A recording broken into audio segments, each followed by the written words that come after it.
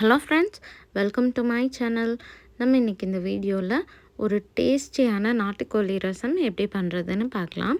Pressure குக்கரில் ஒரு 3 spoon அளவுக்கு நல்லெண்ணெய் ஆட் பண்ணிக்கலாம். அந்த ஆயில் ஹீட் ஆனதையுமே சின்ன வெங்காயம் வந்து நல்லா ஒரு 6-7 சின்ன வெங்காயம் இடித்து சேர்த்துக்கோங்க.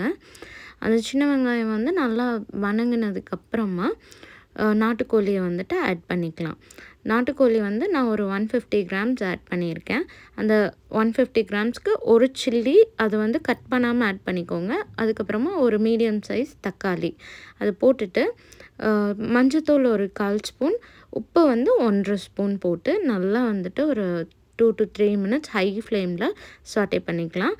அதுக்கப்புறமா ரசத்துக்கு அந்த ஃப்ளேவர்ஸ்க்கு தேவையான இன்க்ரீடியன்ட்ஸ் வந்து நம்ம அரைச்சி ஆட் பண்ணிக்கலாம். அதுக்கு வந்துட்டு 4 பல் பூண்டு, இஞ்சி வந்துட்டு 1 இன்ச்சு, அதுக்கப்புறம் ஒரு பச்சை மிளகா, கொஞ்சமாக கொத்தமல்லி, அப்புறம் 1 டீஸ்பூன் சீரகம், 1 டீஸ்பூன் குருமிளகு சேர்த்து நல்லா கொரப்பாக அரைச்சி அதை வந்துட்டு சிக்கன் கூட சேர்த்துட்டு ஒரு 5 மினிட்ஸ் ஹை ஃப்ளேமில் சாட்டே பண்ணிக்கலாம். அதுக்கப்புறமா ஒரு 500 ml தண்ணி சேர்த்துட்டு ப்ரெஷர் மூடி போட்டு ஒரு 5 விசில் விட்டு எடுத்தோன்னா ஒரு டேஸ்டியான நாட்டுக்கோழி ரசம் ரெடி.